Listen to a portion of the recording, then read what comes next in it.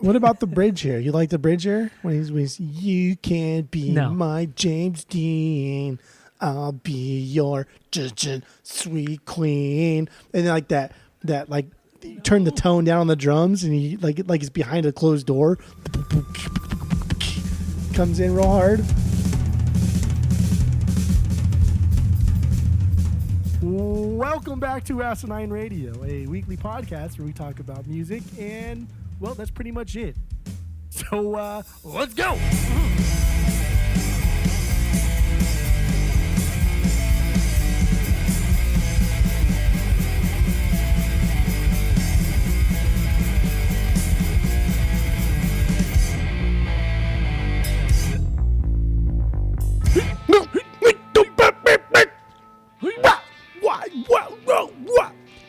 This is Asinine Radio. This is the weekly music podcast where every week we get into a different record from a different band or artist and we break it down. We try to do as much research as we can and we find out all the little secrets about everything that we do on this pod and we let everyone else know about it because we're Asinine Radio.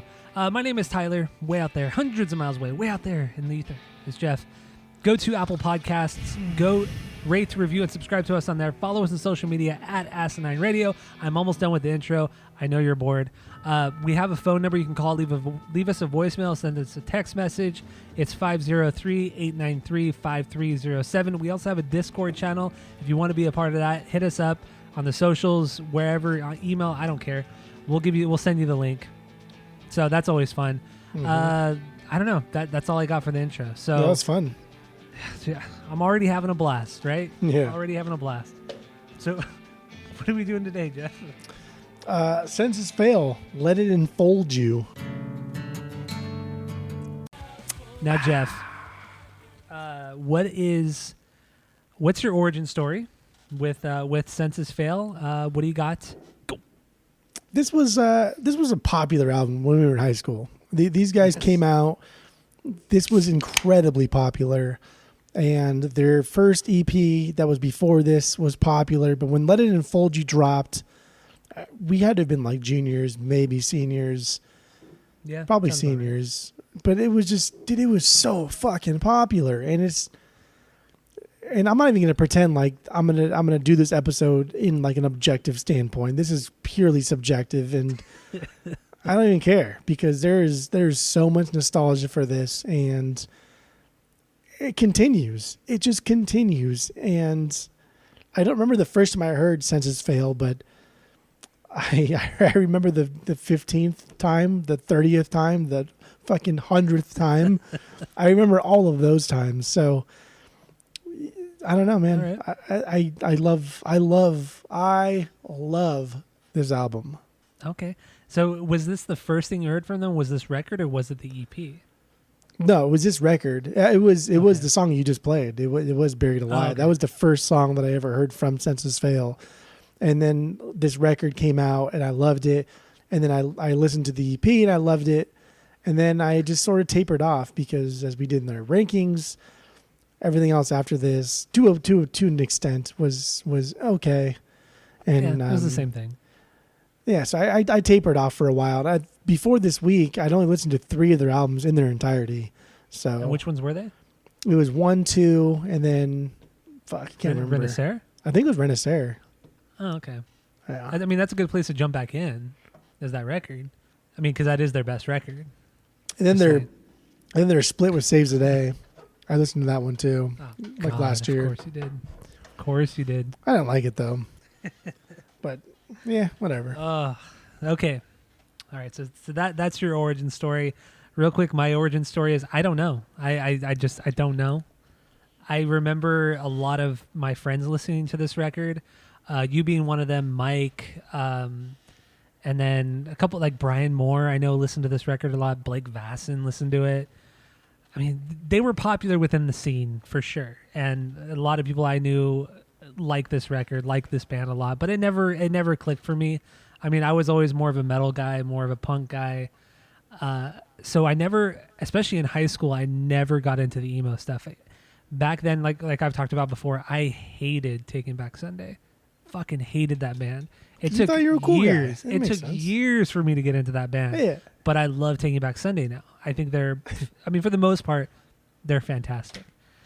But yeah, Census Fail never, I never liked what I heard enough to want to listen to more like I did with Taking Back Sunday.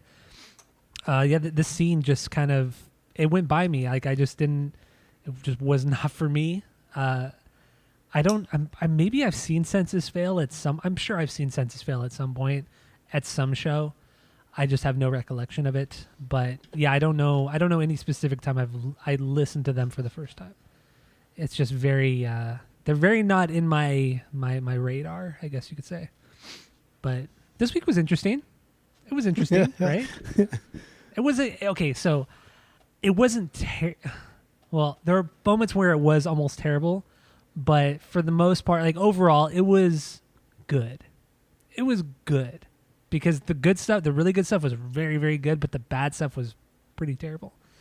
So they for sure have bad records. Like for sure they have bad records. Yeah. Oh yeah, definitely. And we have seen Census Fail. They played Warped Tour like in the mid 2000s, fucking 5-6 times. Yeah, then we have seen them. And we saw them right. But I feel like they've opened up for some other band we've seen at some point, like maybe at Glass House or House of Blues or something. I don't maybe not Chain because Chain's pretty small, but I know they've had to have opened up for somebody we've seen. Maybe Thrice. No, they played the first Taste of Chaos. I didn't go to that one. Yeah, I didn't go to that with the Used and My Chemical Romance and stuff. Remember, what was the other one too? Sounds of the Underground. Remember that? Oh yeah, but that was Linkin Park, wasn't it? No, Sounds of the Underground was like even more obscure, hardcore, underground shit. No, because like Scars of Tomorrow played, and like it was really. Oh, you're right. Yeah, it was more metal and more like thrash almost. But it was. That's right. I mean, as the name suggests, it was more like unknown bands. It wasn't popular bands. Yeah, I totally forgot about that. That happened for like 3 years. Yeah. Like right when it was taken off, it was already done. I'm just looking it up right now real quick to see if I recognize any of this bullshit. But yeah, no, bands like I'm seeing As I Lay Dying, In Flames, Trivium, Terror, Cannibal Corpse, Kill Switch, Shadows Fall, Unearthed, Lamb of God. Yeah, I mean just over the several years. Early 2000s though. So, right? Yeah. I mean, maybe like mid 2000s. Okay. I'm trying to find the exact. No, 2006 was one of them. So these bands haven't that was around the time they were, I guess, exploding. The scene was exploding. Yeah. But yeah, it's I don't know, that was cool, and a lot of cool festivals. It was fun. So the second Sounds of Underground was the summer of 2006. So I assume the first one was 05.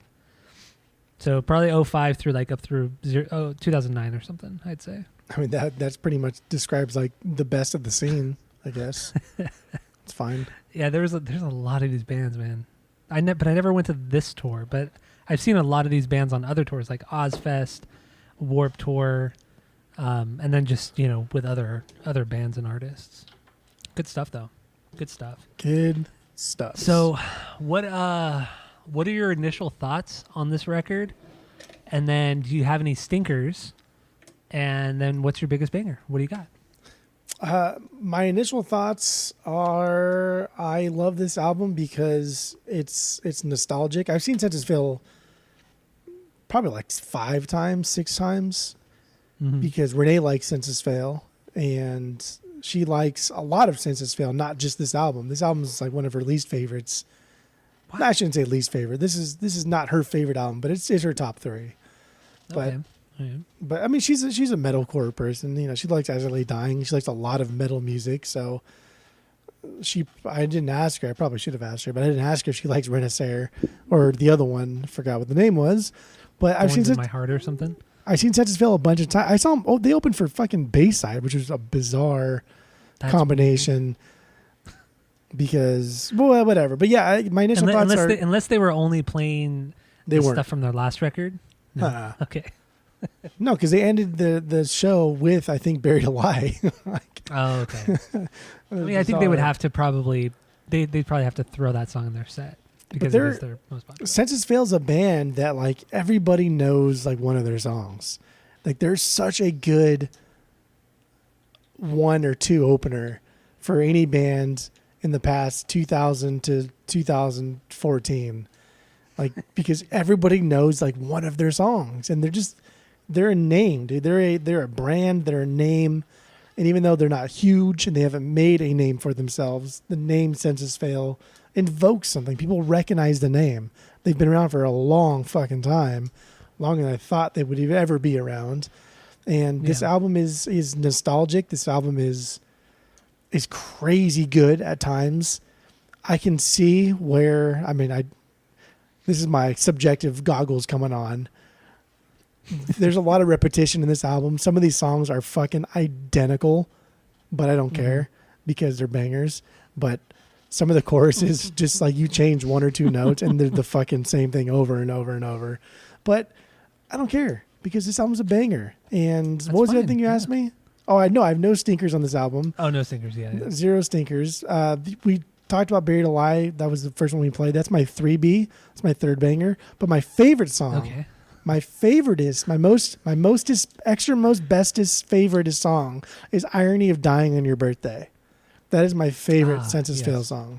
And you know that whenever Mike and me get together, at some point Census Fail comes on, and when there's alcohol involved, I mean, maybe you don't even know because until this week you didn't know like the words or whatever song we were singing. But whenever Mike and I'm friend of the pod, Mike and I get together, there's a handful of songs: Dashboard, Hot Heat, Bright Eyes, Census Fail. These are all bands and songs that we throw on, and we get really, really stupid with them. Or you don't even put them on; you just sing them. Like you don't even have to play them; you just sing them. That is true. Like I would say probably like 90% of the time you don't even put the songs on, you just sing them. So. There's some like trigger where one word matches one thing of the song, and he says one word, and then I say a sentence, and then he repeats the chorus, and then it just goes off from there. And then Mike does the thing where like he sticks his arm out really quick, like he has a microphone in his hand, and he puts it up to his face and he sings it, and he does that like shoulder that shoulder and hip thing he does.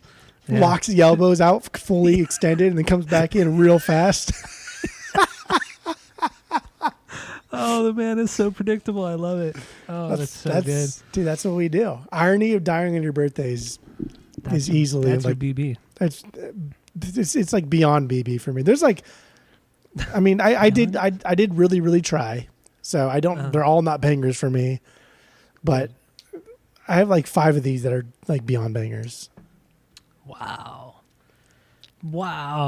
I technically, like for the sake of the pod and the sake of this album, I only have 7 Bs. Okay, that's fair. I think I have 5. I have 5 Bs.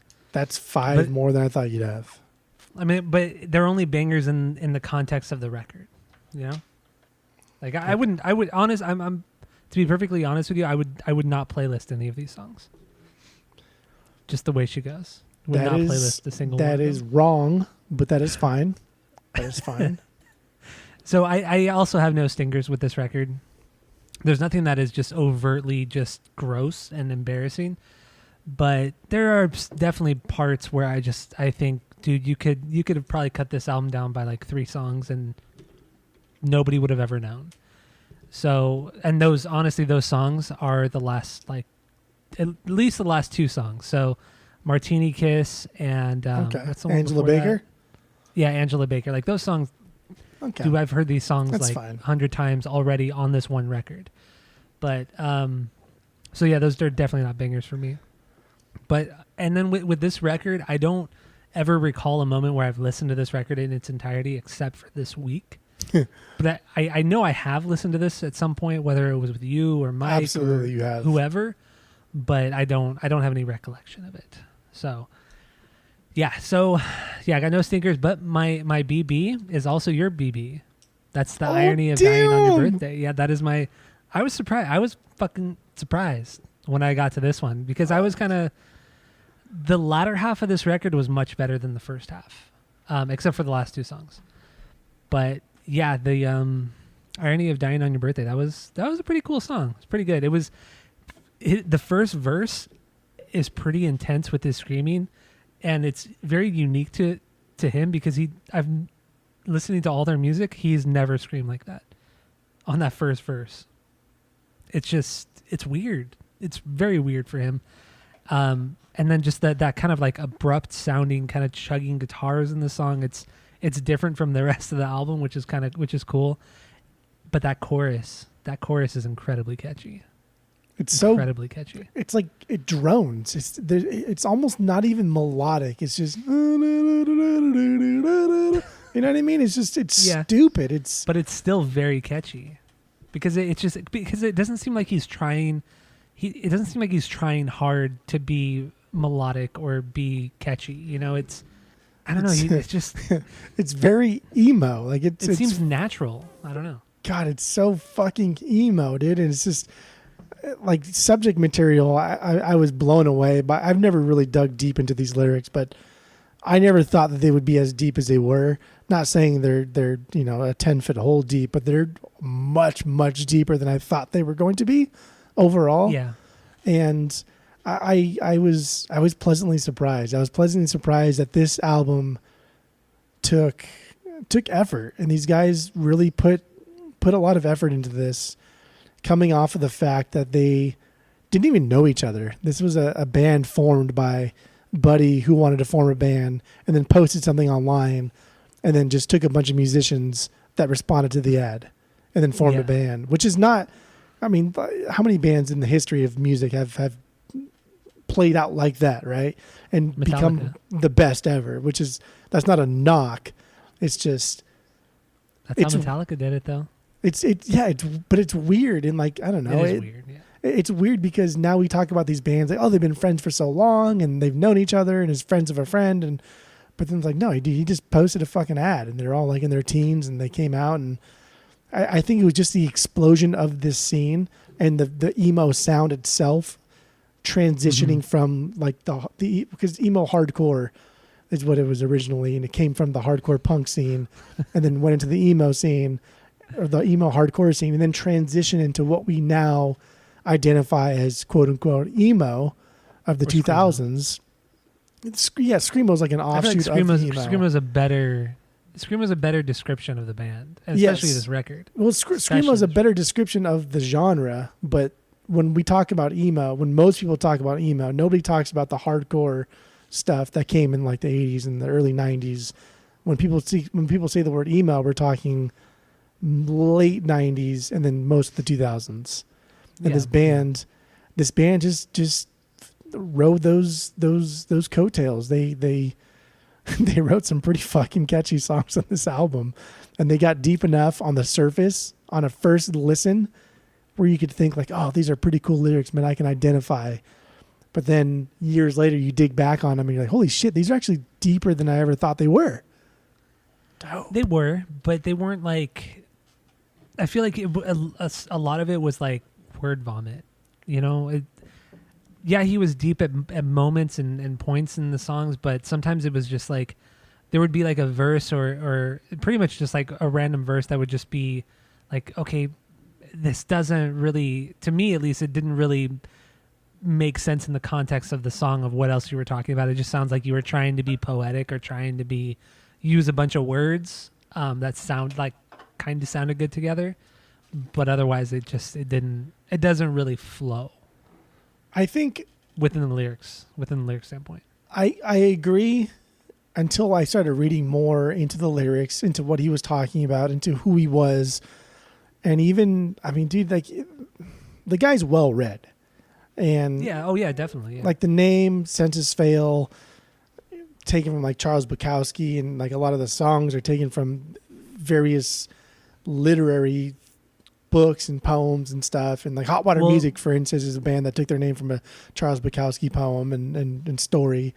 So these guys, at least Buddy, is well read. And I mean, at least what I was reading, the band name was based off of like Buddhism, and the fact to reach nirvana you have to let pretty much all your senses fail and go away to reach that. Oh, that's right. Plateau. Let It Enfold You. Let It Enfold You is a poem from Charles Bukowski. Right. That was inspiration. The theme of attachment and detachment is senses fail. Like, and it's, I don't know, it's kind of a weird concept, but in Buddhism, I think specifically they were talking about Hinduism, but in Buddhism, as I know it, you want to detach yourself from attachment, and that's how you become enlightened. Is you don't have any attachments, but that also includes like love and things like that, not just physical attachments. But then it's like, what's the fucking point? What's the point of living then? Like at that point, I don't know. That's like, a little bit extreme and bizarre. What's the point of reaching nirvana if you're not gonna enjoy what life has to offer?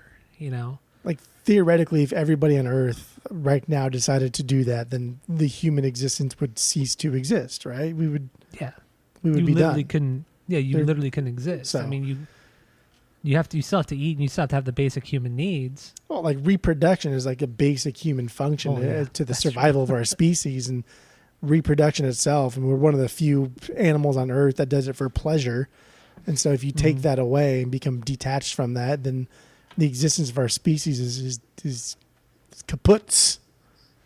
Yeah. But these guys are well read, right? Yeah. Besides that, he's well read, and I think there's a lot of. I think he tries really hard, and I think it comes off sometimes as trying really hard, but then also I think that he just is kind of at this time he was kind of a douche, and he had a lot of stuff that he had gone through in the upcoming years with alcoholism, sex addiction, a lot of things that Buddy was going through. But I think overall at this time he was kind of a dick, but he knows he was a dick, but he didn't want to or didn't know how to stop being kind of a douchebag. But and also, a lot of this album deals with that.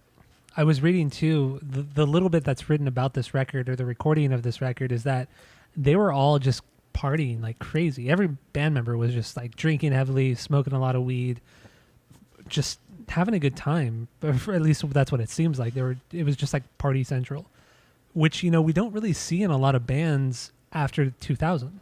After the year 2000, I feel like after that, once that decade started, I feel like people in bands started to like relax and not focus on partying and drugs as much. Or if they did it in secret. Like it was never obvious. But according to the producer and just like other band members, that was like the process of this record was partying, which I mean, cool. I mean, that's great. If they had a blast doing it, that's fucking awesome. But I mean, that just seems weird at this time period. Dude, that's why like Irony of Dying on Your Birthday is very, very cheesy in its approach, but is a very, it's not a deep song because it's been done, but it's honest. It's an earnest song. It means something. And that concept, like signing to Vagrant at that point, going from Drive Thru and going to Vagrant Records, getting a bigger record deal, partying, like again, we've said this before. People start a band. We talked about it last week in the Beatles. The Beatles became a band because they wanted to get chicks, because they wanted to party, because they wanted to drink, because they wanted to have fun. That's why you start a band, is because you want to get famous. Yeah, maybe not anymore with like YouTube and everything, because everybody just wants to be the best at whatever they do. So I feel like it kind of throws that whole idea out the door. I think people now just want their 15 minutes. I think the band aspect is done. People just want that moment in the spotlight because it's too much work. I think our society in general is the thought is, I want my 15 minutes on YouTube. I want to make some money, but I don't want to do that much work. I only want my 15 minutes. Whereas like the rock star aspect is completely dead. Which is kind of, I mean, when you kind of think about it, that is kind of a good thing, because the people that really want to just go out there and you know, play shows and do something really cool, the people that are doing that really want to do it, so it really shows in their music. And I feel like one of those bands is Turnstile, because they're not doing anything super revolutionary. They're just really good at what they are and what they do. Like and it just shows in their live shows, and it shows in their music. And like, they're not particularly good at any of their instruments, or like great at any of their instruments. They're good, and they can write good songs, and they tour, and they have crazy good shows, but they're not like technically great musicians. Yeah. But they have that drive. They have that I guess just drive would be the right word. And I feel like a lot of people don't do that. I mean, the only drive they have is like, let's see how many notes I could fit, in a single bar, and let's throw that up on YouTube. Let's be the fastest at something. Let's do the most of something, and that's what YouTube is. It's like instant gratification, And but these bands that are still going out touring and doing a lot of cool stuff, I feel like those bands are more lasting. They have like a better fan base, like Turnstile. But I mean, we've said it before, and there's no torch that's going to be passed. I mean, Foo Fighters and Weezer, once they're gone, there's no middle ground. Traditional rock star is dead. Yeah, completely the traditional gone. rock star's dead.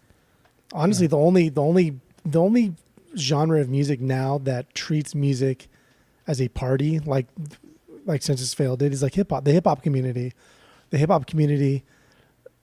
these guys that are coming up now are doing it because they want to get famous, and they're releasing record after record after record, even though, take it for what it is, but some of them are just not good.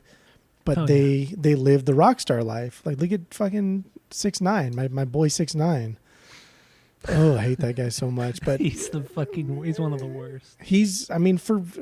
For whatever that term is even mean, he's a rock star. And it's annoying because his music's pretty shit. I like a lot of the shitty fucking music that comes from that genre, but he's trash. But the hip hop community has those type of rock stars, and I don't know if it's good or bad. I think it's interesting. I don't know. Or even like in the pop rock world, you have Machine Gun Kelly, which I don't think he's that great. There's nothing about him that I feel is unique at all. He's not sustainable. He's super famous. I mean, we're led to believe he's super famous. Let's just say that. Yes. But I don't think there's anything 100% not sustainable though.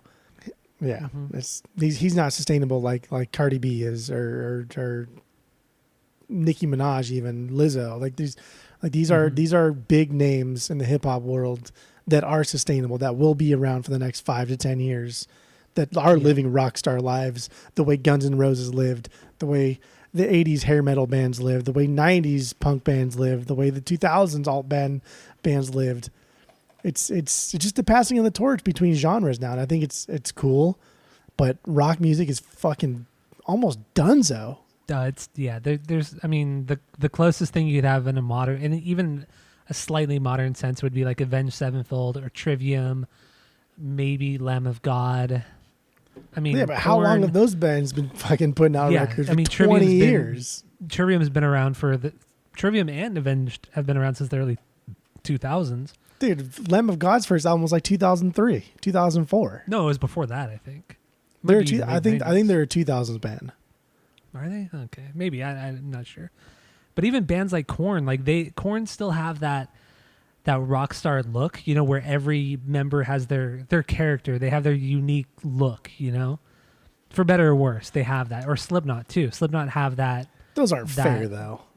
I know, but I'm saying like that. They're older, yeah, but they still kind of carry that rock star torch. Whether or not you like those bands, but those are unattainable goals. Like, no one's ever going to replace Korn or Slipknot. Yeah, but you could make the same argument with Guns N' Roses, with Aerosmith. I mean, with all these other big characters in rock music. I'm not just talking about their music. I'm talking about their characters. Yeah, but Foo Fighters did replace those kind of. I mean, Guns N' Roses and Aerosmith are still. Well, I know, but Guns N' Roses and Aerosmith are they are A-list rock stars, as are the Foo Fighters. But the passing of the torch from Guns N' Roses to Foo Fighters, it makes sense. But Foo Fighters to somebody else is not going to happen. No one else is going to go on tour with Korn and essentially take over Korn's spot because they're too unique. I would think, right? Yeah, is that kind of what you're getting at? Yeah, because Foo Fighters are vanilla. They're good, but they're vanilla. But that's a good middle ground. And so are Guns N' Roses. Outside of Appetite, like Guns N' Roses are fucking vanilla. Oh yeah, they're a very vanilla band. Aerosmith are vanilla. Yeah. AC/DC are vanilla. For sure. Like these, like going back and back and back, like the passing of the torch is from vanilla to vanilla to vanilla. If you don't like Korn music, that's fine, but they're not vanilla. Yeah, you're right. They're Okay, fucking like I see where you're Rocky going. I see what Road you or mean some now. shit. Like there's an acquired taste. No, I get it. I get what you mean now. You got to have these vanilla bands to pass the big torch on. But then also, Avenged, I mean, besides those first two records, Avenged are pretty fucking vanilla. And Trivium, I don't know if you've ever listened to Trivium, but goddamn, they are fucking vanilla. I mean, they like try to present themselves as like this cool, unique metal band, but fucking shit, dude, they are so boring. They're one of the most boring metal bands I've ever heard in my life. They're so dull, but they're huge. Like they put on huge ass shows. Because that's I it. don't get it. I don't get it. I don't get That's it. it. There's nothing else. Terrible. Anyway, we've gotten so off topic here. I know. Should we just play a little bit of Irony of Dying on Your Birthday and then Yes. talk about the lyrics and Yes. shit like that? Sound Yes. Yeah. good? Oh boy. Okay. Here we go. Irony of Dying on Your Birthday from Census Fail.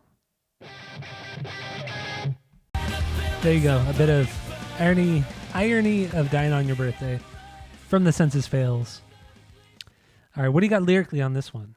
I think this is I mean, we kind of talked about the death of the rock star, but this is a play on that concept of what it means to be a rock star or just someone famous in general. It's a tongue-in-cheek aspiration of up-and-coming artists, and it's I don't know, it's kind of fun. It's like a dig into what it's like to be a rock star, and then finding out what it's like to be a rock star, and then realizing like, oh, this kind of fucking sucks.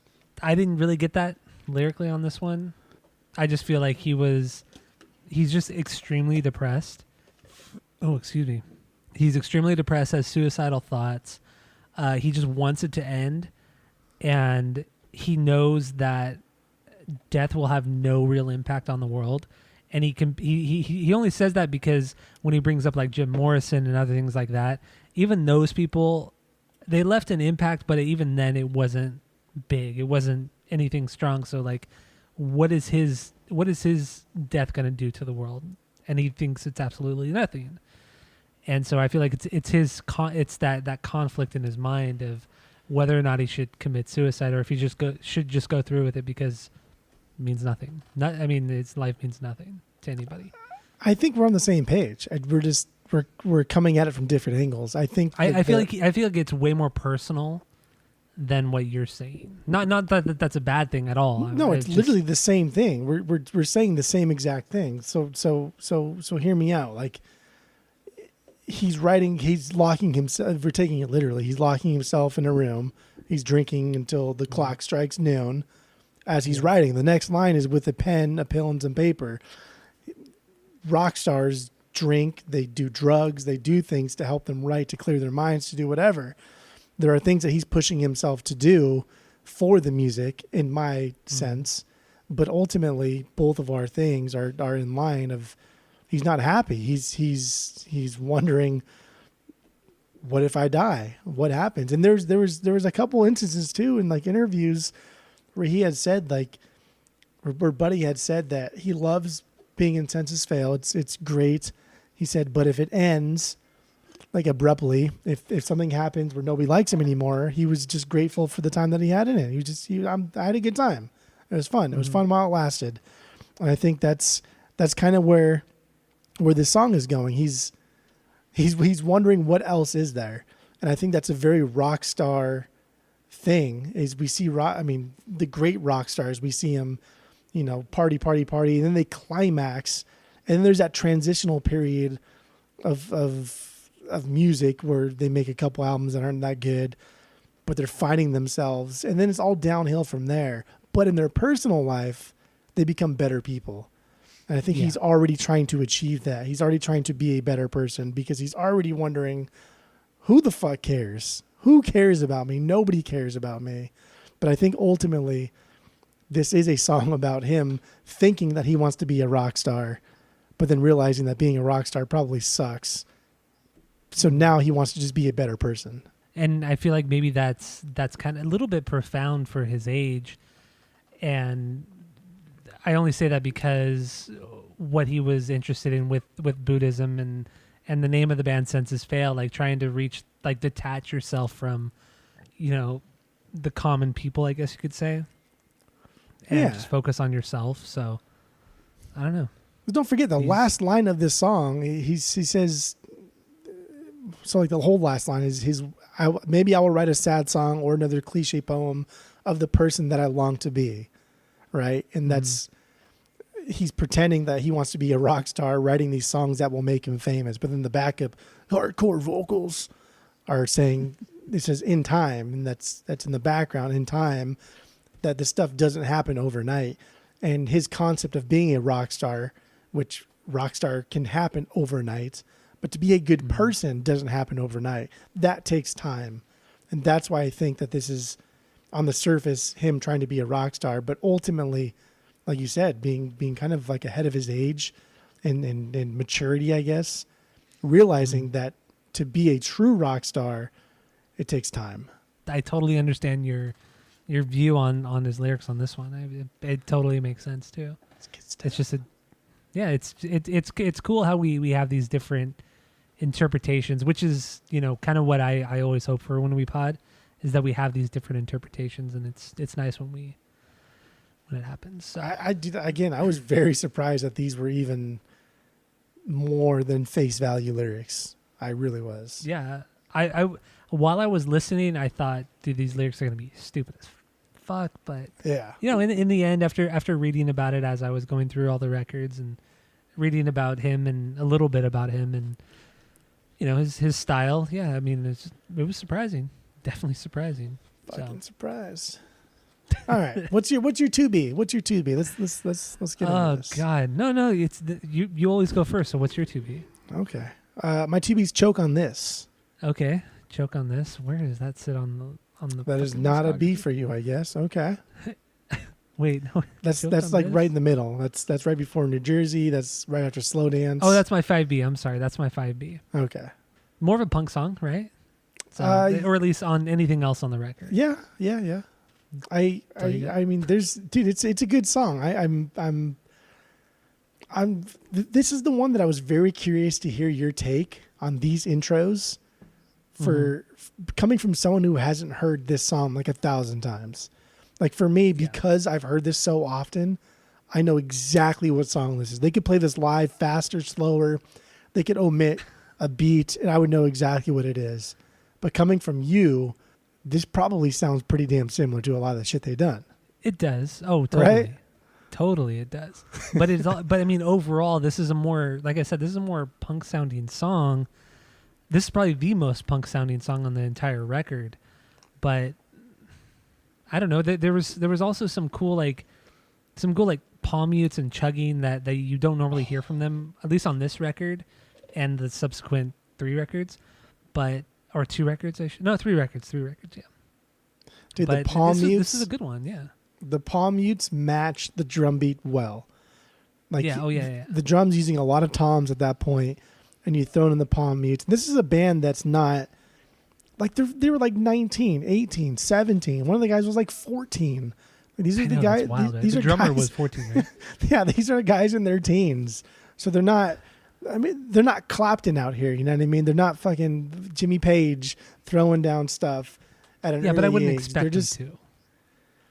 And they're playing music that is still kind of new. It's still kind of up and coming and in the scene and stuff. So I don't know, to throw out something like this, that it could be intricate. They could have taken it further. They could have progged it up a little bit and added a fuck ton of notes. But I think in its simplicity is where it's getting most of its charm. And those palm mutes, when it matches the drum beat, that is just, it's like my favorite part. But also, you know, within the scene, there were better bands like Taking Back Sunday. Like, to me, Senses Fail is a poor man's version of Taking Back Sunday, or at least off of the Tell All Your Friends record. They were a poor man's version of that record. The only big difference is that Taking Back Sunday doesn't have the screaming. But they make up for it in like the cool guitar parts, the back and forth vocals, and shit like that. But outside of that, they're like identical. Yeah, I mean, very, very, very similar. I would put Senses Fail in a more, man, like it's I would, dude, they're both like emo post-hardcore bands, but I would categorize Taking Back Sunday a little bit more in the pop punk realm than this specific album. This specific album I would never even consider being pop punk.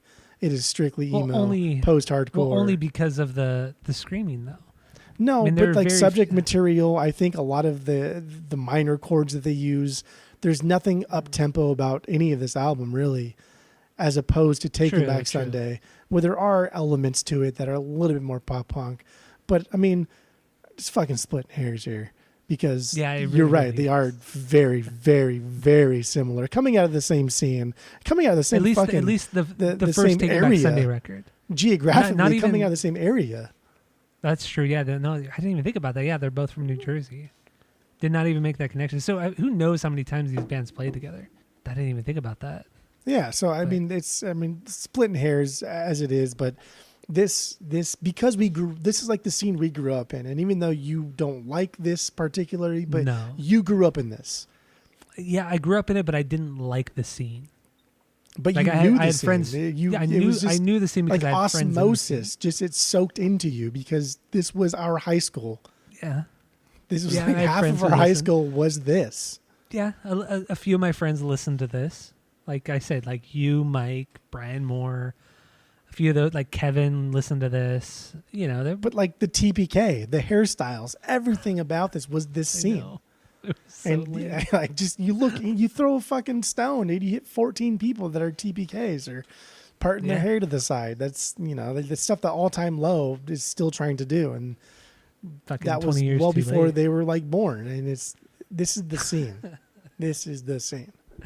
This is the place. This is the place. Dude, the part where he says you're addicted to the drug of lust, when he's like, yeah, I'm addicted to the drug of lust, that down scale of the vocals and guitar chords.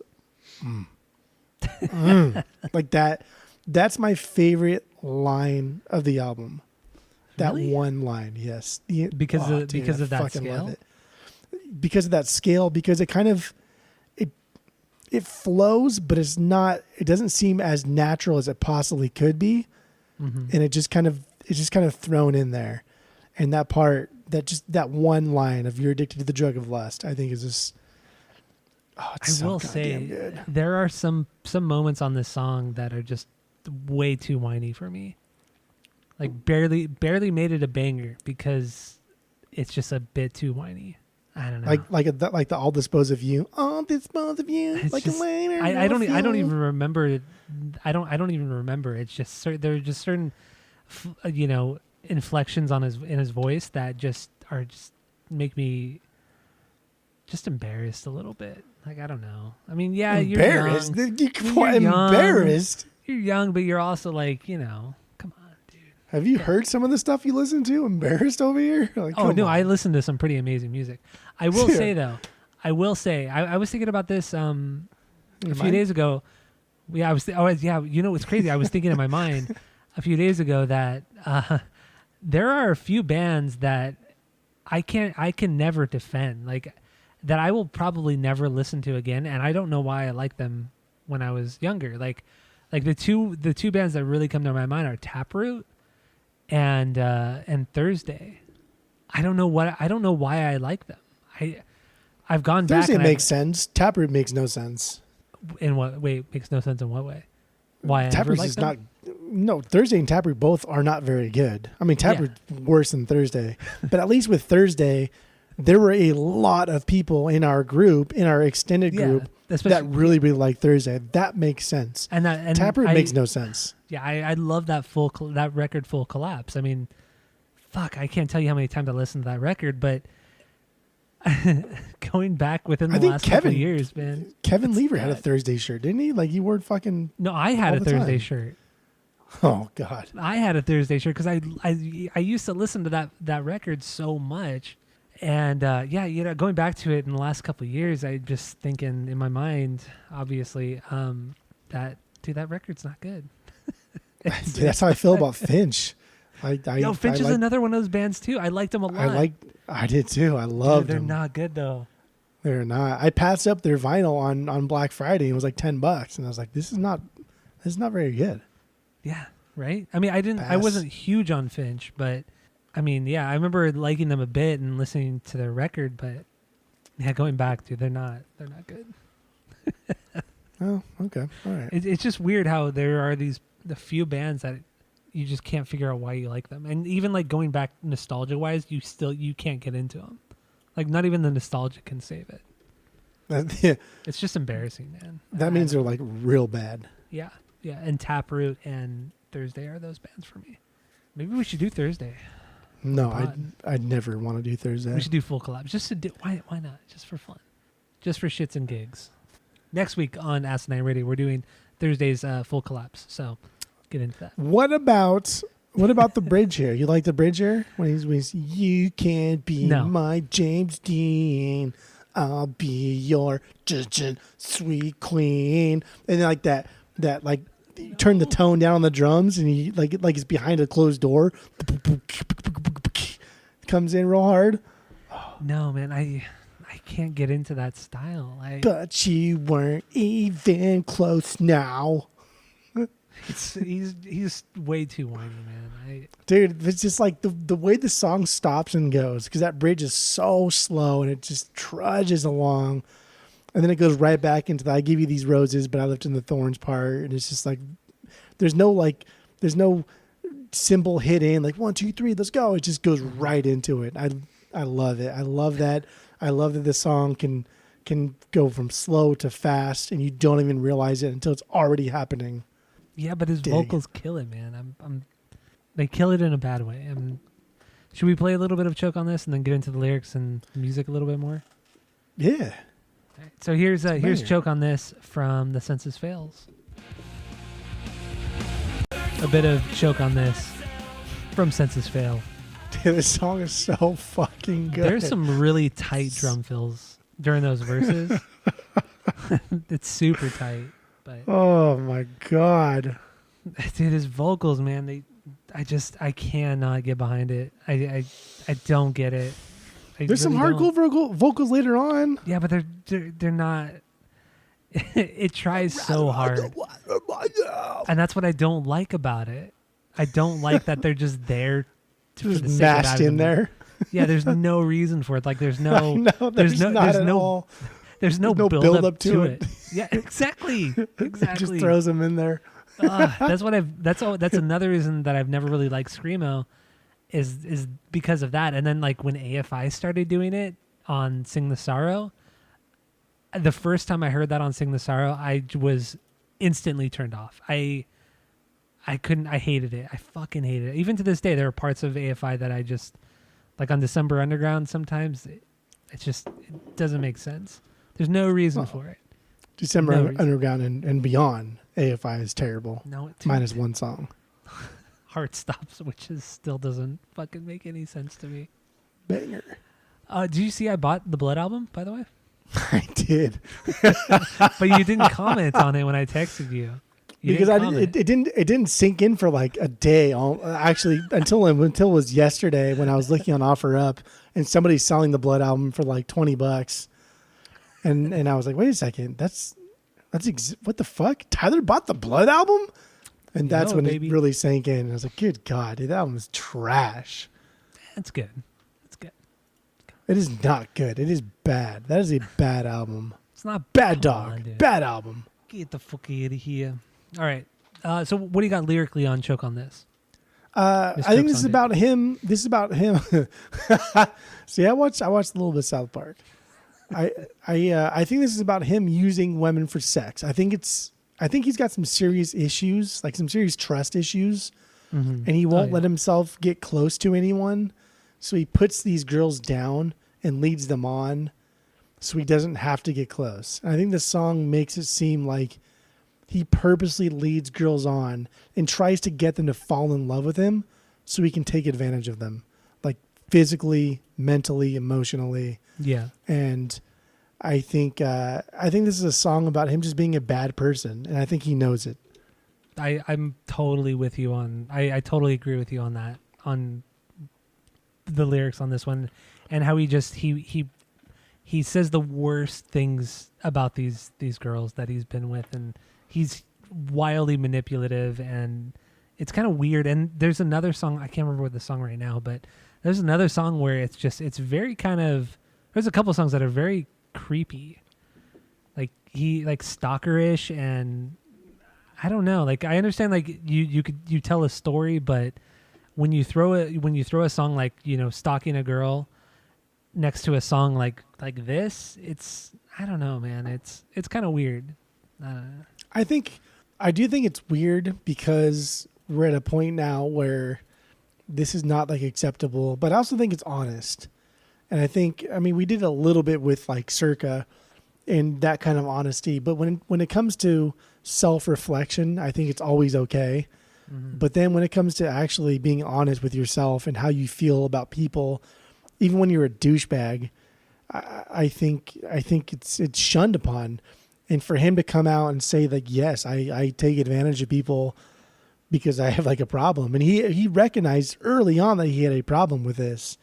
Mm-hmm. I think it's honest. And he has since like worked on himself throughout the years. And like you said, him coming out in 2014 or whatever it was, mm-hmm. that was just another step in his personal journey. I think he has grown as a person.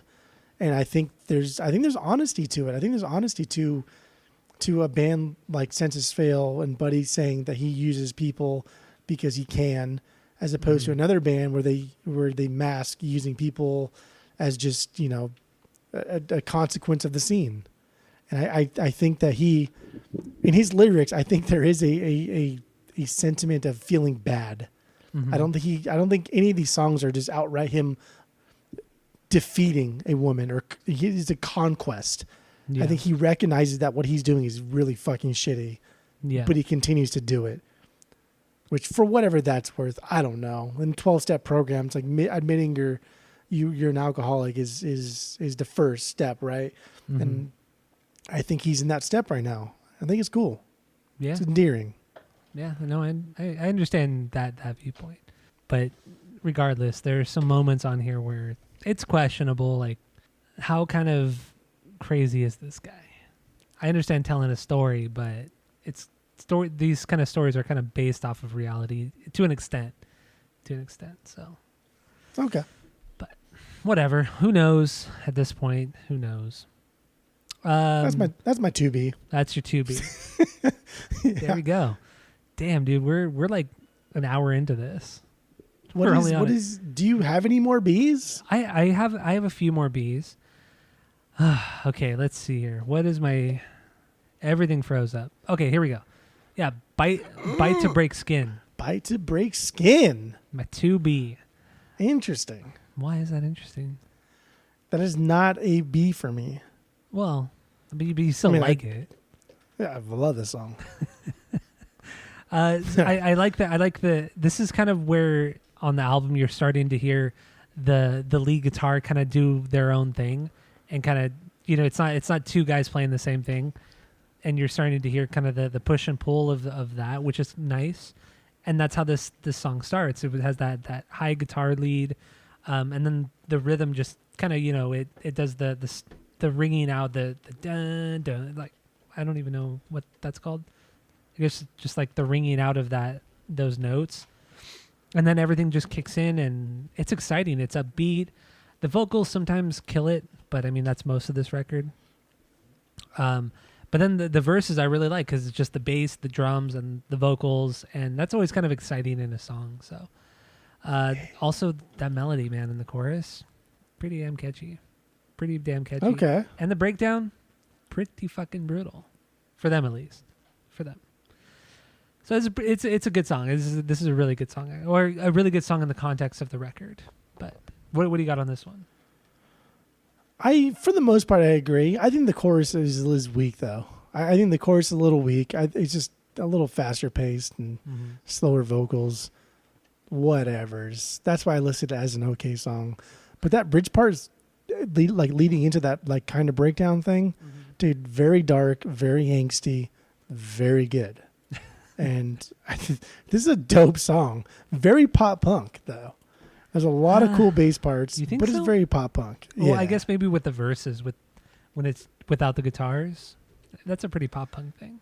Very, very pop punk. But the main reason why I've always thought this was an okay song is the intro. Really, I've never liked that intro. it's very it's almost like metalcore of the time, but Dude, without but you're the dropping from Buried Alive, right? Which is, I mean, love it or hate it. That's not a a banger. catchy fucking song. It's not a big. You're Which now I you're being a there cool is guy. after, So going into Bite to Break Skin, that is not a good transition. I do want to talk about something about Buried Alive after we talk about Bite to Break Skin, but don't let me forget. I will not, because that's my 3B. Oh, okay. So then we'll talk about it next. But should we play Bite to Break Skin and then talk about the lyrics? It's your 3B, dude. Play So whatever you want to do. Let's fucking do it. Here's Bite to Break Skin from The Census Fails. There you go. Bite to Break Skin from Census Fail. Oh my God, dude. That pre-chorus. Oh, what is that? No. Oh my God, what is that fucking song? No, go ahead. I'm not going to try to sing it. Oh my No, God. you almost did. I almost did, and I almost really embarrassed myself. But you know that pre-chorus that where he kind of rings the note out vocally, where he's like, "It's a Blink song. It's a Blink song. I know it's a Blink song." Off of Dude Ranch. Oh my God, what is that fucking song? It's just gonna drive me fucking nuts. It's a Mark song. It's Mark vocally. And me. Wait, what is that? It's like dun dun dun dun dun. Dun. You know what I'm being like? It's that. It's the dun dun and then kind of dragging out the note. They do it in the pre-chorus of this song, but it's like almost identical to a Blink song, and it's off of Dude Ranch. Oh my God, dude, this is gonna drive me fucking nuts. I'm at a loss, dude. And I know you would instantly know it once you played those two songs next to each other, because this is not the only time that he takes from Mark. Oh, I know you're talking. You know what I'm talking about? That yeah. I'm just trying to remember the lyrics. For just one more, or I know I hear it now though. Do you hear the Blink song, but also do you hear it in the Census Fail song? I don't know what song we were fucking talking about. We were talking about Bite to Break Skin, the pre-chorus. Oh yeah. Shit. What part in the pre-chorus? It's that dun dun dun dun dun dun dun. It's that dun dun, and then that longer note. He draws out that longer note. That's what it is in the Census Fail song. Dude, this is gonna drive me absolutely insane. That was a huge circle. I don't. Whatever. It doesn't fucking matter. It's just gonna bother me for years until somebody helps me out. But anyway, I'm gonna listen to it again after the pod and try and figure it out. I'll figure it out. We'll figure it out. Is it emo? Emo. She's better off sleeping on the floor. Yes, it is. That's it, right? It is, but no, it's the part after that. It's during the bridge of that. It's like or before when it said, it's okay to just want more. That's it. And yes, then it drops into yes, that. Yes, that's it. That's what it is. Oh my God, we did it. Shit, dude. We fucking did it. Oh my God, this took so long. This is the stupidest conversation ever. we got to move forward though. Like we got to overcome that obstacle. We got to move forward. We did it. Yes. No. We did it. It's there. It's those like 3 or 4 different notes that lead up to that part that sounds like it. I get it. It is. The pre-chorus to this song, Bite to Break Skin, is melodically the same as Emo from Blink-182. There you go. We did it. I'm going to cut out a lot of this, so anybody listening probably won't know what's been going on for the last 5 minutes. But that's okay too. The last fucking hour and a half we've been trying to figure this out. We literally took like 5 minutes trying to figure out what the fuck that melody was. So much Googling. So dumb, but it was Emo. You're right. It's fucking Emo from Blink. Yep. That's there it. There you go. Oh boy. Okay. Damn, that was quite the ride. Quite the ride. What do you got lyrically before we jump into another song that Mark stole from him? What do you got lyrically on Bite to Break Skin? Mark stole from Census Fail? Yes. Oh damn, girl. Yes. Okay. I already deleted my notes for this because you did. Okay. I was premature, but I think I remember this was him about fuck, I have no idea. To me, okay, so I mean real quick, we'll just touch upon it because a lot of his lyrics are about this, but This is just him. It's just about his depression and suicidal thoughts, and how he's just tired of the pain. He just wants this girl to follow him into death, but it's like a selfish way of going about like wanting to die. I don't know. He seems selfish at a lot of points during this record. Not the suicide part of it, but the fact he wants to take somebody with him. So, but that's what I got lyrically on Bite to Break Skin. Yeah, that was I remember that was similar to what I had too. It was an interesting song because he's trying to like build himself up into this rock star persona, but at the same time kind of see like, dude, like, do you see the life I had? Like, it sucks. Like, do you want to be with me? It's kind of like this self-defeatist attitude towards the life that he lives, but also an unwillingness to change. Mm-hmm. It's kind of manipulative too. The fact that he's trying to convince, somebody to feel bad for him or to kind of follow in his path. And I don't know. I don't know how I feel about him. I really don't. Like, I don't know how much of this is true about himself or how much of it is fiction. So, I mean, just because of his track record and who he becomes and the things that he's done and things like that and what he's overcome in his own personal struggles, I believe him. And I mean, you get guys like Axl Rose or whatever that'll sing about something completely insignificant, but then treat people the same way he's treating people. But at least he's acknowledging, like, I shouldn't be doing this, but I'm doing it anyway because I'm an asshole. And I think it's not good, but it's honest. Mm-hmm. It's correct. But I mean, honesty will only take you so far. You can still be a dick and be honest, Nice guys finish last, as the Green Day song says. All right, Billy Joe. All right. What do you got? So that was my 2B. What else you got? For my B's? Yeah. Let's get into Buried Alive because you hate the song for whatever reason. That's my 3B. And this goes along with, Mark taking something from Buddy. Okay. So this will be good. So the pre-chorus to this song, to Buried Alive, that I went to your grave, dug up your body, that melody is almost identical to chapter 13 from Plus 44 and the chorus of that song, My Best Laid Plans, just that dun dun dun. Like the first thing I heard in Buried Alive was chapter 13 from Plus 44. Like that just the beginning of that chorus and that pre-chorus are almost identical. So like the Let's Play Dr. Babe, it's so let's play Dr. Babe. Oh, that's what I'm thinking of. I'm sorry. Yeah, no, I'm sorry. Yeah. We'll operate. It's the chorus. I'm sorry. No, yeah, that's for no. The choruses of those two songs are almost identical. My best laid plans. Yeah, it's a dun. Yeah, dun, no, dun. that's there. They're very. That's all I could think about was chapter 13 when I listened to Buried Alive. So Mark stole from Buddy, which is unfortunate because Mark is a better songwriter. But what are you gonna do? Well, can't win them all. It's just that one little line. That's 4 notes. It's 4 notes. Yeah. And I mean, so this came out in 2004, and then Plus 44 came out in 2006, 6 or 7. No, it was 6. It was 6. It's a year and a half. If one was December and one was January, It's 14 months. It's nothing. It's nothing. Okay, so what do you got on this song? I mean, this is your 3B. What do you got? This is the one that we pulled into that we brought on, right, to open up the pod episode, the pod today. Yeah. I mean, dude, you can't deny that it's reading the lyrics, listening to the song as you go along. This guy he can write a damn good story. The story flows, it makes sense, it's catchy. Everything about the story that he's telling makes sense. It is a good story.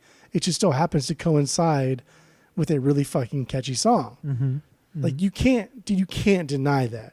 No, you're right. I mean, I thought this song was really cool because in 3.5-4 minutes, he was able to tell an entire story, and it was an interesting story. Like it wasn't It was cool. I thought this lyrically was a cool song. It's not a banger for me musically, but it's too emo. It's too poppy for me. I couldn't really get into it. But lyrically, I thought it was really cool. This is another song that I thought, like, fresh ears. This is a similar melody to, like, Lady in the Blue Dress. You could replace, like, lyrics for both of them and they'd be the same fucking song. But I don't know, man. Like, Paul meets for days in this one. The bridge is amazing, soft. There's some drum freestyling going on. Yeah. God, I love this song so much. Yeah, and like the video, everything about the song's cool. I was gonna bring up the palm muted guitars and almost the yellow card vocal melodies in certain parts of the song too. That it sounded really good together. But sometimes, man, his vocals just absolutely kill it for me. It's so hard to get behind it. So hard. You gotta. Especially when the music tends to not be amazing. The vocals can really drown out everything and just kill a song. That's kind of how this record is for me, at least. It has those moments. I think this record's accomplished what it set out to do. I don't think this record was going to be like any kind of like Emerson, Lake and Palmer crazy of course complex not. musicianship going on. The farthest from but I think it, I mean, but like As You Lay Dying and some of like that metalcore era music can be overly technical at times and distracting and like, why are you doing that? Relax. Mm-hmm. Let the music breathe. I think these guys these guys accomplished what they set out to do. And I think Buried Alive is I don't know, it kind of goes along the lines of that. And then like the line of he says, he talks about how the newspaper said a bullet got in her way, like regarding like the suicide. Yeah, I like that line too. Like, dude, it's such a callous way to announce a death, especially one involving a suicide. Yeah. But that kind of darker theme and morbid attitude of this song goes along the lines of this album. And it's just, it's not afraid to tackle things that most people would think are not necessarily taboo, but very, very uncomfortable. And again, as we talked about earlier, it's him taking advantage of other people and him feeling down on himself and taking out that, I don't know, that aggression, that depression on other people. That's honest. I think there's a lot of honesty to this record, and I think this record set out to do what it wanted to do. Yeah. I don't know. No, I do understand where you're going with that one. He does have a certain way with words, and that one line is something that I thought was really interesting. A really interesting play on words, I guess you could say. It was good. Yeah. It was good. I mean, we already played the song. I mean, yeah, let's move on. Should we move on? Okay. It's up to you. Oh yeah. So that was your 3B, right? Yeah, you got a couple. You got 2 more Bs, right? You have 5 Bs, you said. Yeah, we already talked about my 5B, which was Miss Chokes on Dick, and then my 3B. This is pretty much it. Yeah, my 3B is the title track, "Let It Enfold You." So toward the latter part of the song. Crazy. This is like almost a pop punk song. It's fast. It has the busy guitar parts. Dude, this is the song that I thought you would think. I wrote another song that I think will sound very similar and familiar to Virgin Ears. Wait, what? Familiar and similar, because a lot of these songs do sound the same. So I thought this would sound similar to other songs on the album, and familiar because they've done this so many fucking times throughout the course of their career. Yeah. I thought this song would be okay at best. But this song was cool because it was catchy at parts, but it was structurally, it was kind of all over the place. It had a lot of ups and downs. I mean, this is like, I think the longest song on the record, a little over 5 minutes, but it has like very kind of like calm moments that aren't really heard on the record. And then it brings back to the bounciness. It has some like slightly harder parts, especially that breakdown. It's pretty heavy for this record. And I don't know, but it was a cool song. It was my 3B. So okay. Yeah. So what do you got? What else you got on this one? this was an okay song for me. I mean, I like the song. I think it's a fucking banger of a song, but over the course of the album, I think it's an okay song. It's cool because it drives along well. Mm-hmm. I think it keeps its pace up very well. There's a lot of noise coming out of the drums and cymbals, and I think the distortion is high, so like sonically, I think it sounds a little weird. And there's a lot of chords that are like mashed in faster than normal. Like it's not just power chords, but it almost sounds like they're using like open chords. And so there's just a lot of noise going on. And that's my problem with it, I guess. This song almost reminded me a little bit of Circa Survive. But I think that's only because we did Circa a few weeks ago.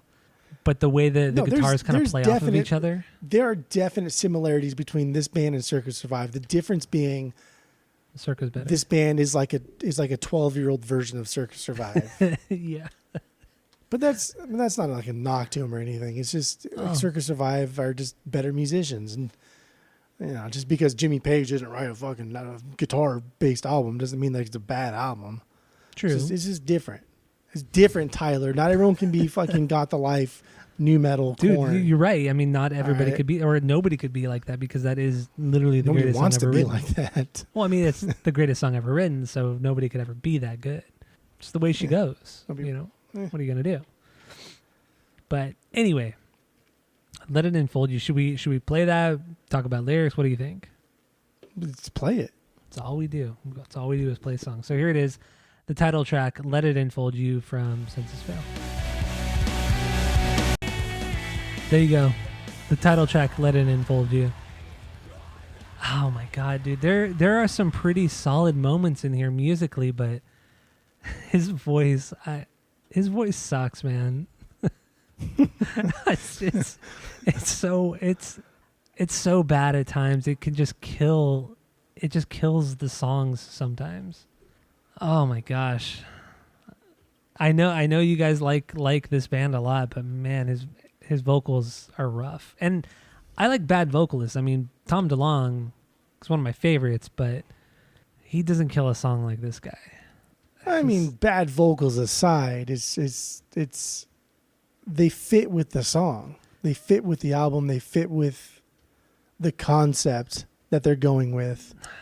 Guess, but it's like he's not even in tune with everything else. Like in this song specifically, like it just well, this song specifically, sense, like that's man. I mean, for me, like this song is about like the inner turmoil in himself. Is there are high parts in his career and being in a band, and the low parts in being in a band, and like the concept of Let It Enfold You and everything is culminating into this song.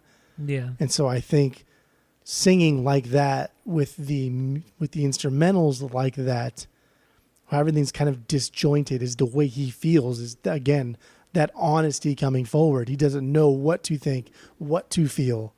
It's all coming up. All right. I think it works. Yeah. I mean, rage or happiness. He says it in there. Rage or happiness. Come on. Lyrically though, I feel like maybe it's a little bit different than how you feel about it, but I feel like this is about just him coming to the realization of just being himself and just kind of saying, screw any sort of facade I've ever put up in my life or what other people think. I'm just going to just be myself and do what I want to do and kind of fuck everybody else. That's how I viewed the lyrics, at least on this one. Which in itself is a facade, though. Like when people say, like, I'm tired of what people think of me. I'm like, no, you're not. That's a lie. Every single person on the face of this earth, and to some extent, cares about what people think about them. Absolutely. Otherwise, you would not care about your family or your friends. True. And then the last line of this song is, "You can't save me now." Like he thinks he's too far gone. No matter how much he tries to believe he's going to change and not care what people think, he thinks he's too far gone. He thinks he's too far into it. And I think there's a lot of push and pull in this song. Yeah, I would say so. I dig. I do too. That's right. We all like, this is my bad music I like. You like a lot of pretty terrible music. It's not a big deal. It's fine. But honestly, they did put out 2 pretty good records. So Red Hair is not good. It is. It's a pretty good record. I don't understand. It's fucking trash. Pretty good. But anyway, Okay. so why just one more thing and then we're done. Why do you not like Lady in the Blue Dress? that song was all right. It wasn't. I mean, it's not a stinker, but to me, this song was like their version of Roxanne from The Police. Like this is the much lesser version of Roxanne. About how it's like his encounter. Roxanne's a great fucking song. No, it's what you comparing that to. No, it's an amazing. I mean, Roxanne is an amazing song, but this song is not. It barely holds a candle to Roxanne, but lyrically, it's kind of maybe not the same, but it's like talking about an encounter with a prostitute, but the way they kind of speak to the person or about the person is very different. Like the way that Buddy speaks about her is very like talking down to her and condescending, and it's kind of gross. It's kind of weird. But the way that Sting sings about it in Roxanne, it's a little bit more optimistic. It's like let's like get you out of this. Let's do something better with your life. Like it's just a more positive thing. But this is like him just being a fucking dick. I don't know. Also musically on this song, this could have been like a okay B-side from Tell All Your Friends. Straight up. I mean, with that staccato guitar and the verses, and this is straight up them trying to sound like Taking Back Sunday on Tell All Your Friends. And it's whatever. Okay. I mean, it's not a bad song, but there's just too much pulling from two very specific artists. And it's just like, I don't know, it doesn't seem super original, and it's not that great. I think like overall Taking Back Sunday is a better band. Oh yeah. But I don't think like Adam's ever done. I don't think I've ever heard Adam be as emotional as I hear Buddy being on this album. But Adam is way more. He's just way more accessible. I mean, he's a better singer for one. He's songwriting. I think is just different, so that's not fair to compare. But I don't think we've, and like you said, comparing Roxanne to this is not even in the same ballpark because this is like an outsider looking in on someone who's self-destructive. Mm-hmm. Doesn't have to be a prostitute. It's very of its time, in that the solution to this problem is tough love. And there's some very, very rough stuff on here. For instance, there's a line that mentions if the woman in question would commit suicide, they wouldn't do it because they're fucking spineless. Like that's harsh. That's very harsh. Quote unquote tough love. That's what we grew up as. Just tough it out. Put some dirt, rub some dirt on it. You'll be fine. Mm-hmm. And we, as we now know, that's not always the case. But I think like the blue dress itself is something to also kind of consider. Blue often associated with like honesty and integrity, which is what this album is trying to convey. But it's also associated with like openness, like the sky or the ocean, something vast, something that this woman in the song seems to lack, either not being like entirely honest with herself and being so closed off to like the healing process can't even like begin. And I think that's what this song is really getting into. And the woman itself is not a woman in particular. I think it's Buddy chasing something completely unattainable and unrealistic. And this is the second track off the album. Yeah. And going further into the album, he's going to explore that further. But also, like, I mean, I still think this is a more negative track. And you can also, I mean, think about this. This was, 2004, right? This record came out? Yeah. So it's less than 10 years from the Bill Clinton administration and Monica Lewinsky, the blue dress, the famous blue dress. And I feel like it's a play on that mixed with the prostitution and not respecting yourself. And I feel like I think it was more of a reference to that rather like the blue dress was more of a reference to, I feel, Monica Lewinsky and that whole situation than anything else. And when you go through the lyrics, I feel like you can pick up little things here and there where he's kind of referencing that, but I don't know. Maybe I'm out on the limb on that one, but that's what I got from it. Subjective, but I because there's no other real political stuff going on in the album and anything else prior or after this. Mm-hmm. I don't know. I honestly think that the blue dress is I don't know, like when you watch a movie, like you see like your perfect dream girl, and she's wearing like a blue dress, and her hair's sparkling in the air. It's just this stupid, unattainable thing that we're fed to believe, and that's what's going on in here. But the girl in the blue dress is fucked up, just like everybody else, just like Buddy is, and Buddy can now connect with her because he's so fucked up, and she's fucked up, or she doesn't want to admit that she's fucked up, and then Buddy is kind of the reason why she's fucked up. And it's just like this weird cyclical kind of douchebaggery that's going on and on and on. But again, it's honest. Like it's honest. And it's so irritating to hear all these rock stars and hip hop stars talk about like getting with girls, but not ever talking about the girl themselves. You know what I mean? Like getting deep into it, man. I don't know, man. I'm gonna stick with the Monica Lewinsky Bill Clinton thing. Where do you pull that from? There's no other fucking. There's nothing else on this album or subsequent albums. It doesn't matter. It could be something. There's no source material for it. Well, like, I mean, what? okay, look at the first verse. The first line there is just like the lady in the blue dress. The last line of that same verse is, "You want what you could never have." I feel like that. I don't know. Maybe I just have it stuck in my head. This whole Monica Lewinsky thing. You say that you want need to get rid of that real quick. I don't know, man. I feel like it's still close enough to that incident where it could still be referenced and be relevant. I know, because he was like 17 when he wrote this. So he was too young. What? There's no way. We were pretty much the same age, and we were. I mean, come on, dude.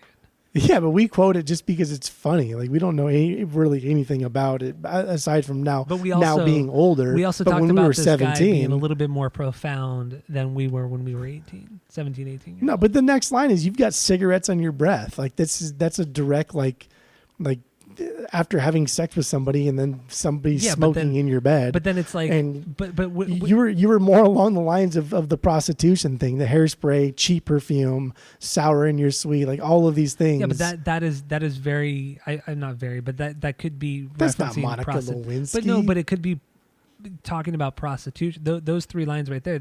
You've got cigarette on your breath up through. I'll put a little sour in your sweet. That's very prostitution wise, and I feel like he's kind of comparing the two or talking about the two in relation to one another. Not necessarily the song is about Monica Lewinsky, which I don't think it is. I feel like he's comparing this prostitute or this loose woman, I guess you could say, which is so outdated. I don't know why I said that, but it's so bad. It's so bad. It's so outdated. But I don't know. I feel like he's at this time he was talking about like hooking up or being with somebody who a woman of the night, and then comparing them to Monica Lewinsky and that whole situation in the late 90s. I don't know. I definitely think this is like on the surface, this is about a hooker, prostitute, someone like that.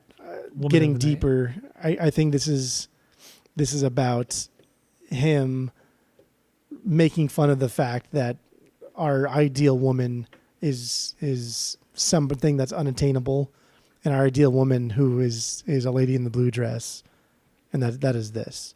But I don't think it has anything to do with Monica Lewinsky. Maybe not. Oh, you know what? I just realized another thing that we can add to the no-no list, which I'm going to do right now, is agree to disagree. I hate that. Well, I mean, if we add that, we can also add that's interesting. We already did. Because that's interesting is on there too? Oh, no, I'll add it right now. Because those are conversation enders. Yeah. So that's interesting and agree to disagree. I don't like that. Someone can lay into you with just the most profound thoughts they've ever had in their life, just their life's work. And when you respond with, that's interesting. Want to play Mario Kart? That's it. It's like, cool. Fuck me. Awesome. That was fun. So I added both of those to the no-no list. But yeah, agree to disagree is also a conversation ender. I hate that. I hate it so much. Just say like, okay, you got your opinion, I got mine. I'm not gonna change. You're not gonna change. I don't want to do this no more. I'm gonna go shoot hoops or something. Call it what it is, you know. Gonna smoke a cigarette. You know, be back in a bit. Yeah, I'm done with this stupid shit. That's what that means. But Lady in the Blue Dress, man, it's good. It's a good song. It's all right. Fuck out of here. It's all right. All right. So we got anything else to say about this, or do you got any more bangers, or what? Dude, I got all bangers, kid. Oh. All bangers. No, but that's it. There was one more thing. Angela Baker.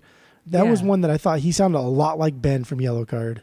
Ben Or Ryan? Why do you? Key. This is the second time you said Ben. Ben. Because we talked about Ben Harper like a while last ago. week. I think it was like last week. Yeah. Week, yeah. So now it's still like stuck in my brain and where I do all my thinking. Yeah. But I thought he sounded a lot like Ryan from Yellow Card here. Really? And then Okay. another part was, let me look through my notes, flip through my papers. You're cute when you scream. Dude, there's a guitar part. There's a back and forth shit that going on there that reminded me a lot of Get It Faster, Jimmy World style. Really? I didn't. But that was it. I didn't hear that. That's all I got. Well, I have trained ears. You have untrained ears. Well, I mean, I haven't listened. I also haven't listened to this record 100 times or 200 times, 1,000 times. I have not listened to the record 1,000 times. There's no way. You never know. You could have. Hundreds. Yeah, for sure. Listened to 7 this week. All on vinyls. That's so stupid. All on vinyls. I will say I will never get this on vinyl. I will say that right now. I knew you wouldn't when I texted you about the Alkaline Trio and then also inputted that Census Fail was on there too. And you said nothing about it. I did. I said nothing about it, but I did say I just bought the Alkaline Trio record. That's all I said. No, I just bought the Alkaline Trio record. That's when I knew. I didn't want to give out. I don't want to be too obvious. You know, you gave everything away, like in The Princess Brides. I know everything. Oh shit. Okay. All right. So yeah, dude. Final thoughts, yeah, ratings. What are your final? Okay, so we have a 3-point get rating it. system where 3 is a perfect album. You're going to continue to listen to it. 1 is a bad album, or 1 is a good album. You should continue to listen to. 1 is a bad album, but give it a shot. And 0 is a trash fire. So, what are your final thoughts and rating? Go. So let me just say that I do own this on the vinyls. I bought it for Record Store Day. It comes on a variant or a color variant, and the variant is the same color as the fire in the window. And so it matches so damn well. It is such a nice looking variant. It was like $23. Pretty cool though. So it was just a good deal. Like for someone that likes this album so much, and being on color vinyl, it looks phenomenal. It sounds great. Whatever. Yeah. The record itself, there's a lot of nostalgia on this for me. There always will be. It's hard to like I don't know, disassociate myself with the nostalgia. Maybe I just don't want to. Probably I just don't want to. I don't care to. I love this so much. There's so much on this that I think is great. This week I've found a new appreciation for it. I never realized that there is a lot more going on here. This is kind of a concept album in that he's exploring like his innards. He's exploring his kind of things we've all thought, things we've all experienced, things we've all done, the way we've treated people in the past. Yes, we were young, we were stupid. We have treated people pretty shitty in the past, and he's talking about it here, and he's acknowledging that he does it. And don't come on, we've treated people like shit in the past. A concept record though? Yeah, because the from front to back, it's the way he treats people and the way he wants to be viewed. Not the way he wants to be treated, but the way he views himself and the way he treats people is he knows what he's doing. Again, I think the overall concept is he knows what he's doing is shitty, but he does it anyway. That's the concept of this record. And Let It Enfold You itself.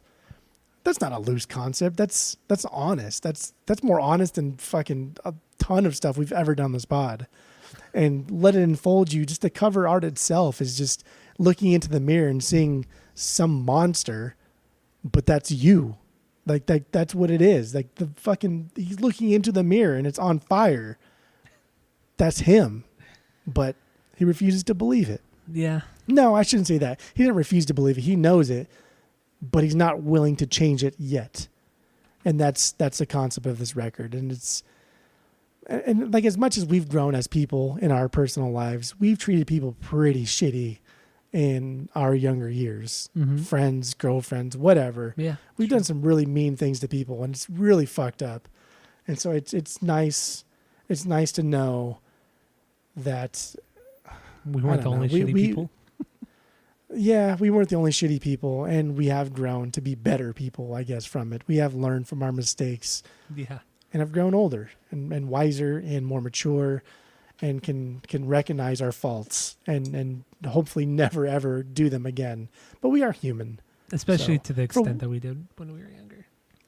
yeah. We did a lot of we did a lot of fun things, but we've done a lot of things that were pretty fucked up to people. Mm-hmm. Yeah, agreed. So, it's refreshing but like we knew what we were doing was wrong, but we did it anyway. Yeah. You know what you did was fucked up, but you did it anyway. And it's that concept of like, then why'd you do it? I don't know. That's what it comes down to. Because It's I'm an selfishness. asshole. Yeah. And that's what this record is about. I don't know, because I'm an asshole. And that's honest. That's some fucking honesty right there. True. But I 100%, I knew going into this, and I'm happy we did it because I enjoyed it, but I knew going into this is not for everyone. This album is essentially like 5 or 6 songs written 2 or 3 times. I get it. It's fine. but I love it. This ain't perfect, but this is like a 2.8. I'll give this a 2.8 for me. Oh my god. Actually, that 2.8. That's lower than I thought. I thought you were going to give this a perfect 3. No, I really because thought it was gonna be a 3. I do recognize that this is I mean 2.8 because of the like nostalgia alone. Yeah. But anybody else, I'd be surprised if you gave this like a 2. And I'm not even gonna. I wouldn't even fret. Like if you gave this like a 1.9, I wouldn't even complain because I understand. I get it. You understand? Okay. Good. I get it. I'm glad. So you're not gonna blow up on me. Well, now that I said that, you'll be like, "Oh, I'll give it 2.89." That's what you'll do right now. Go ahead. I mean, that's something I would never do about this record, but yeah. So my final thoughts. I went into this thinking I would like it more. I don't have a ton of history with this band. I mean, I thought there was going to be more of a harder edge to them, especially on this record. And then when I listened to the first 4 records, it was just a lot of the same. But then once I got to 5 and 6, those records, very fucking surprised. But yeah, I don't know. I guess I was a little disappointed by this record. I never remembered it being this emo and this. I guess emo is the best word for this era and this time period. But they are so much a product of that era, for better or worse. They are. I don't think they do it the best. They're definitely not the best of the era. But they're definitely not the worst. They sit smack dab in the middle. Some cool moments here and there, but overall, just not the greatest for me. So, with that said, like with everything else we've already said today on the pod, I'm gonna have to give this a 1.5. 1.5. Because I'm never gonna go back to it. I feel like even then you're pandering. I feel no, like I'm not pandering because I feel like you honestly want to give it like a fucking 1. No, because it's not as bad as the other 3 records. The first, 2, 3, and 4. Because it's not. It's really not. But I would never buy it on vinyl. I'm never really going to go back to it unless I'm with one of you guys, you or Mike. I'm never going to listen to it on my own. It's not a terrible record. That's why I give it a 1.5. I gotta sit on the fence on this one. It's what I do, A 1.5 out of 3 for me. Seems about adequate. Seems about where I thought you were gonna rank it. I mean, you would have been fucking surprised if I gave it like a 2.75, right? There's no way. I knew for a fact. I would bet money. I'm not that big of a gambling man, but I would bet money this would not have been over a 2.0. I guess you know me. You know me, kind of. So I damn near guessed your fucking top 4. No, you did. You did do good, but you also only guessed after we were 4 deep, so it was a lot easier to guess. But I knew Renaissance was and the other one were going to be in your top 4 because they're the hardest ones. Well, Renaissance is their best record. Dude, that fucking guitar tone on that record, pretty Crazy, good. but okay. Pretty good. Crazy. All right. Oh my God, that was quite the episode. Much longer than I thought it was going to be. But anyway, got anything else? What do you think? That's it. That's all. Okay, so go to Apple Podcasts, go rate, review, and subscribe to us on there. Follow us on social media at Asinine Radio. Thank you all for listening. And keep listening. Tell all your friends. And we're the best. So That's it. That's all. Friends.